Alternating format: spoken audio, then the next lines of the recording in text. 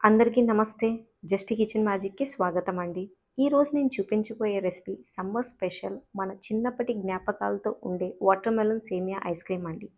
ఈ ice cream కోసం ice cream బండి బెల్ వినపడితే చాలు పరిగెత్తుకుంటూ పోయి ఆపి మరీ మనం కొనేవాళ్ళం. ఆ రోజుల్లో కెమికల్స్ అనేవి లేవండి. ఇప్పుడు అన్ని preservatives, artificial colours, synthetic flavours లాంటివి చాలా ఎక్కువగా వాడుతున్నారు. కానీ నేను చూపించబోయే ఐస్ క్రీమ్‌లో నో ప్రిజర్వేటివ్, ఆర్టిఫిషియల్ కలర్స్ లేకుండా చేసిన ఐస్ క్రీమ్. ఇప్పుడు ఒక ప్యాన్‌లో వాటర్ వేసుకొని అది ఒక బాయిలింగ్ వచ్చేదాకా అందులో 4 లేదా 5 టేబుల్ స్పూన్ దాకా సేమియా వేసుకొని ఒక 3 మినిట్స్ దాకా బాయిల్ చేయండి. చూడండి, ఈ విధంగా చేతిలో సేమియా మెత్తగా విరిగితే చాలండి. ఇప్పుడు స్టవ్ ఆఫ్ చేసి ఆ సేమియాని స్ట్రెయినర్ సహాయంతో స్ట్రెయిన్ చేసుకొని సేమియా మరీ ముద్దగా అతుక్కోకుండా ఉండాలంటే కూల్ వాటర్ వేస్తే సేమియా అతుక్కోకుండా విడివిడిగా ఉంటుందండి.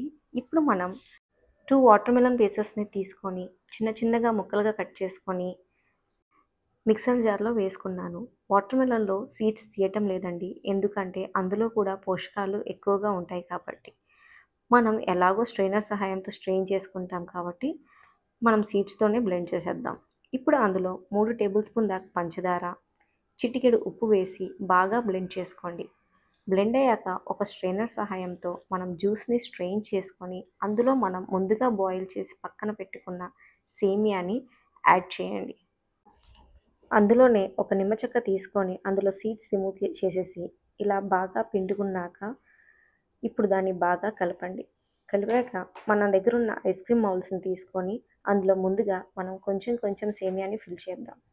సేమియా అనేది అడుగులో కొంచెం ఎక్కువ ఉంటే టేస్ట్ అనేది చాలా బాగుంటుందండి. దాని అపీరియన్స్ కూడా చాలా బాగుంటుంది. ఇప్పుడు అందులో మనం ముందుగానే రెడీ చేసుకున్న వాటర్ మెలన్ జ్యూస్ని ఫిల్ చేయండి. ఇలా అన్ని మౌల్డ్స్ ఫిల్ చేశాక దాన్ని ఫ్రీజర్లో పెట్టండి. మినిమం 5 to 8 అవర్స్ దాకా ఫ్రీజ్ చేయండి.